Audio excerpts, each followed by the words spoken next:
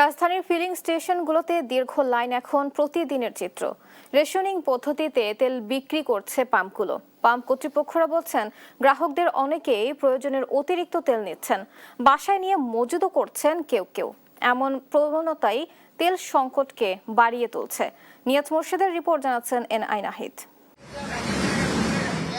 ভোর হতেই রাজধানীর বিভিন্ন ফিলিং স্টেশনে ভিড় জমাতে শুরু করেন মোটরসাইকেল ও প্রাইভেট কার চালকরা। বেলা বাড়ার সঙ্গে সঙ্গে সে ভিড় রূপ নেয় দীর্ঘ লাইনে।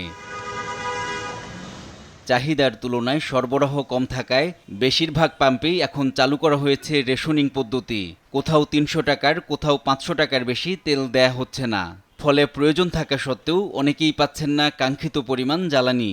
আমি যদি ফুল ট্যাঙ্ক পাইতাম তাহলে আমার আর কি 10 দিনের ভিতরে পাম্পে আসা লাগে না। অনেকের কিন্তু ট্যাঙ্কিতে কিন্তু তেল আছে, তারপর কিন্তু নিতেছে। কারণ হচ্ছে গিয়ে যে আমাদের তো সাস্টেইন করতে হবে। টাকা পয়সা নিয়ে নিলাম, আমার ফুলফিল তেল আগামী 2-3 দিন নেওয়া লাগবে না। পর্যাপ্ত পরিমাণ তেল আছে বাংলাদেশে, কিন্তু ওনারা সিন্ডিকেট করে আটকায় দিচ্ছে।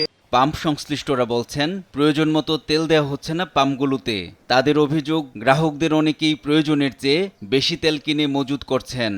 500 রিকোয়েস্ট করলে এমন 500 টাকা দেওয়ার পরও আবার গিয়া দেখা গেছে লাইনে দাঁড়ায়। পালসার একটা ট্যাঙ্কি 17 থেকে 18 লিটার তেল ঢুকে, 2 লিটার তেল দিতে পারি না ট্যাঙ্কি ফুল, তাহলে আপনার অলরেডি মিনিমাম 14 থেকে 15 লিটার তেল আছে। তাহলে আপনার দরকার আছে পাম্প বেশি অযথা ভিড় করার। সংকট মোকাবেলায় সবাইকে সচেতন হওয়ার আহ্বান জানানো হয়েছে সরকারের পক্ষ থেকে।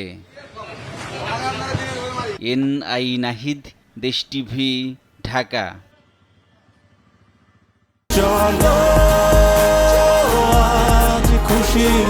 40 বছর ধরে অসংখ্য খুশির মিছিলে ছিল আইডিএলসি, থাকবে আগামীতেও।